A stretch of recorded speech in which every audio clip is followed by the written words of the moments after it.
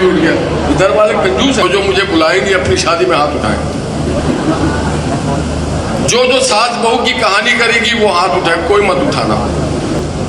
वजी साहब ने कहा कि शादी भी कर लेना, इंशाल्लाह सबकी बहुत अच्छी शादी होगी। और जो मुझे बुलाएंगी अपनी शादी में हाथ उठाए। कोई भी नहीं बुलाएगी मुझे। अरे हाथ इधर वाली तो उठा दे।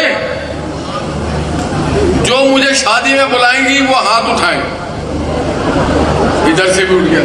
इधर वाले कंजूस है क्या? जोर से बोलो, बुलाओगी ना? बुलाएंगी? वाह, अल्लाह आपके घरों को आबाद रखे, सलामत रखे, खुश रखे। मगर वो जब बात कर रहे थे शादी की तो मुझे कहानी याद आ गई कि शादी तो हो जाएगी, फिर सास बहू की कहानी ना हो। जो सास बहू की कहानी करेगी वो हाथ उठाए, कोई मत उठाना। एक ने उठा दिया, दूसरी ने भी उठा दिया। और जो सास को अपनी अम्मा समझेगी वो हाथ उठा ले। उठा लो, कंजूसी ना करो।